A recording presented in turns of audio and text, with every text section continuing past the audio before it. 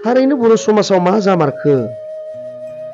फिसाय आरो गथ' गथाय गारना खारनाया सानफा एफा बारानिफ्राय बारा जालांनो हमबाय।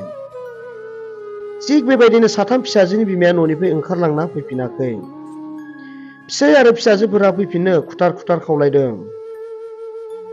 मख'नो गोनांदि उदालगुरि जिल्ला टंला थानानि सिङाव थानाय सात्रपारा बाथाबारि गामिनि सनेस्वर बर'नि बिसि रानि बर'आ फिसाय आरो फिसाजोफोरजों नांलायना दासिम फैफिनाखै। एसे नांलायखांनायनि उनाव ओंखारलांना रानि बर'आ बहा थांदों जेबो उदिस मोनाखै। न'निफ्राय फिसाय आरो फिसा साथामफोरा जेरावखि थाया मानो थाबैनो न'आव फैफिननो थाखाय खावलायहरदों।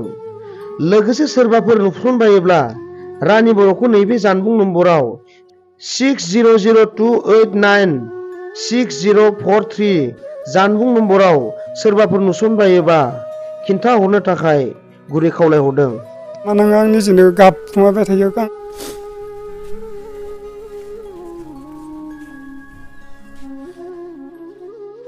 होननानै सानदों आरो ओमफ्राय आरो दा न'आवबो बाय नांलायनाय जादोंमोन।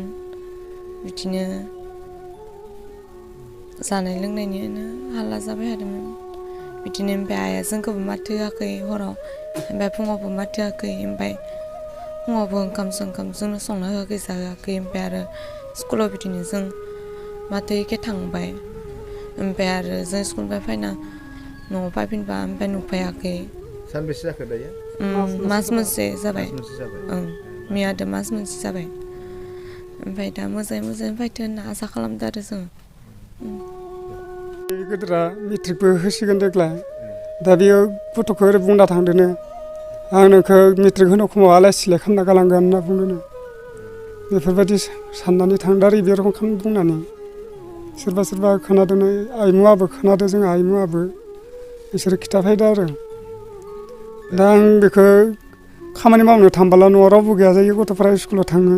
आं न'आव इसोर ओंखाम संनानै गालांनायखौ आं जाफायो आरो दै सै सोमनाबाबो बिसोरबो इमान फुङाव मैगं संस्लाबनो हाया नालाय बेफोरबायदि आरो।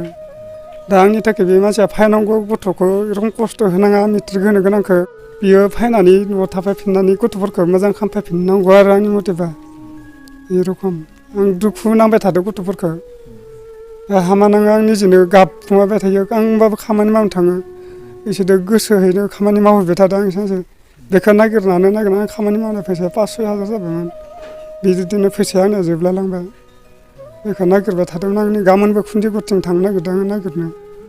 आखाइयाव जिबाय फैसा दङ बेखौ लानानै थांगोन आङो। बेनि थाखायनो आं दंफां लाइफां सिन्थाफोरखौ फाननो गोनां जाबाय आङो। नागिरनो थाखाय आं बेसेबां खामानि मावबावनो, बिथिं गथ'फोरनोसो ड्रेस होनो ना निजिनि जानोसो खरसा खालामनो।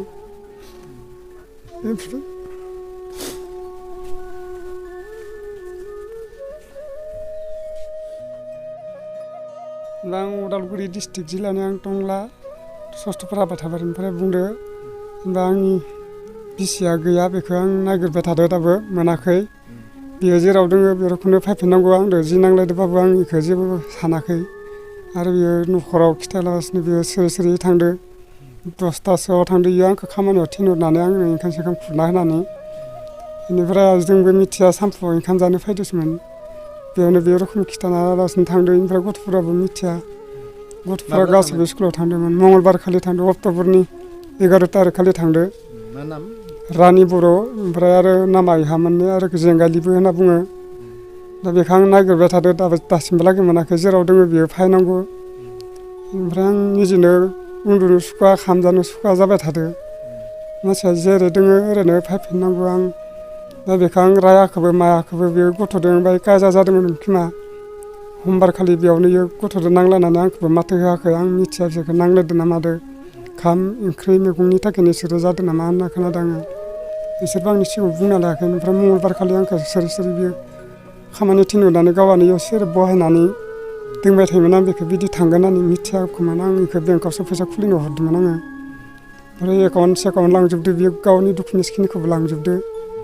आरो बे मानसिया फैनांगौ, जेराव खोन्था फैफिननांगौ। आरो सिगांबो खनसे बिदिनो थांदोयो गुवाहाटियाव, बे गथ'खौबो लाना थांफादो सिगांबो।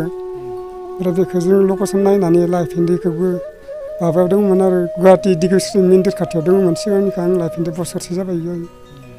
बे रोखोमनो बेलेगजों खामानि मावनो थांदोंमोन। दाबो इयो बिथिं गैया होननाय खोनादों आङो खबर लादोंमोन बेफोरबायदि आरो थानायाव एजार होदों दा आं थानायाव एजार होदो ओमफ्राय आबसु फिसौबो होदो फटकबो हेगारजोबना होनांगौ होननानै आं बिसोरखौ माबादो आरो ओमफ्राय आंनि मिडिया लिंनानै आं आबसु फिसौनाव जनायनानै बिसोरो आंनो फोथायहरदो आरो मिडियाखौ बातरिखौ निउसखौ बेफोरबायदि आरो दा मा सानो नोंथाङा दा आं बेखौ नांफिनगौ मानसिखौ आं बेखौ रायाखैबो होखाराखैबो दा बे मानसिया फैनांगौ मोजाङैनो थाफाफिननांगौ जेरावखौनो थायाबाबो न'आव फैनानै थानांगौ आगोलाव जेरै दङ ओरैनो थानांगौ नांलायनायालाय सोर नांलायाखै बयबोथ' नांलायो हौवा हिन्जाव गावबा गावनि फुलावनो जायो बेफोरो आं खिन्थु आं बेफोरबायदि खालामफिनला आरो बेफोरबायदि आं बेफोरबायदि मालाबाबो खालामफाफिनलिया बे मानसिखौ बे फैनानै न'आव संसार जाफाफिननांगौ जों आइखौ आरो फैफाफिननो लुगैयो मोजाङै मोजाङै न'आव फैथो होननानै सानदों आरो ओमफ्राय आरो दा